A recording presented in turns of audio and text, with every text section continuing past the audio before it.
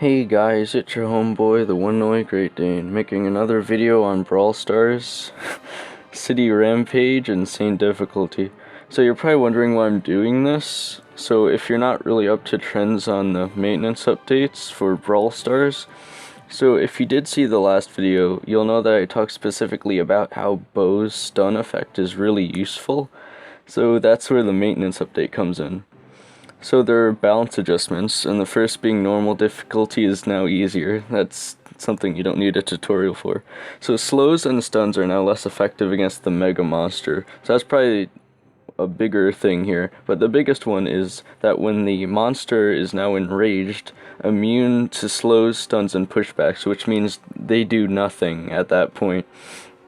So I want to make sure you don't get confused about enraged and the Mega Monster getting angry. Enraged is when it's red at the end of the match, and angry is when it's coming after the players.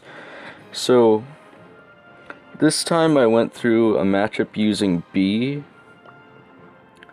So basically the slowing effect is going to become useless once the monster is enraged, but it's extremely useful at the start of the match. If you're going to use B, I would suggest having the honey molasses at least. I didn't have the star power. I think it'd be really good to have the honey coat, because the biggest problem with B is trying to keep her alive when the monster is angry. So you definitely want to be near a spring or just far away from the monster. Another one I think you could use is M's. So you're definitely going to want to have Friend Zoner to push the monster back, but her super with bad karma can do a lot of damage to the monster, as well as stopping it from destroying the buildings. So I do think you can stick with the original strategy I put up. It's just not going to be as effective. One brawler you can always use for these kind of things is just Pam, though, because the amount of health she can add to your characters, as well as just having her ability to be a distraction, is just priceless when it comes to these modes. So of course I'm going to go through the replay that I got for beating Insane, because I don't think it'd be right to make these videos without even beating it myself. So I'm going to go through the strategy I used if you want to try for yourself. So you're probably going to want to start off using the spring. My game lags a little, so I was a little late to miss it. So you'll notice that the monster always follows the same path when it starts. So you want to place the molasses jar right there, because that's where it's going to get the most use, because it goes in a circle right there. So the first one you're always going to want to place there. After that, it's pretty much just try to slow down the monster or distract it from killing your teammates. So I'm going to neglect the fact that my teammate for some reason decided to name his character Coronavirus, because that's slightly inappropriate, but it's fine, because he seems to be a good player at least. But you'll notice how unbelievably useful the healing is. So right there I tried to use the molasses to try to save my teammate. So I just barely pull off surviving right there. Yeah, just do a little cheeky emote. So why B is really good though is her damage is pretty insane.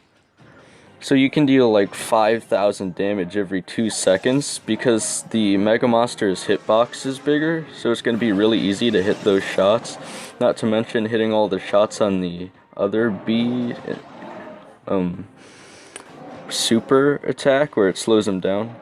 So I want to also note the difference here. So you'll notice it says boss gets enraged up here. So the boss is only angry, so slows and stuns still work on the boss right now, even though they were nerfed a little bit due to the maintenance update.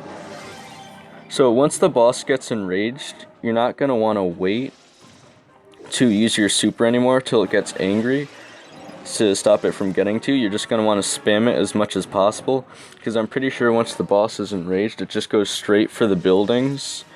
And that's the last thing you want, pretty much. Because again, you have to remember, this still is a race against time, pretty much. So I should also probably mention they fixed the wacky bug where Gale blows the Mega Monster into a building and then it just stays there the whole match, so that's also not a viable strategy. So I would definitely always recommend Pam. I think B and M's are really good, and again, you'll notice all the characters here are all very high DPS, so you always want to stick with the high DPS characters. But I want to hear from you guys in the comments what character you think is the very best for this mode. I'm gonna say it's Pam, but I'd love to hear your opinion. So if you're having difficulty, try running up a match with B, Pam, and M's. Like, with B and M's in the same match, you could slow down the monster an incredible amount, especially if you're collaborating with each other. But just always run up Pam, guys. That's my advice. So thank you guys so much for watching, and have a good day.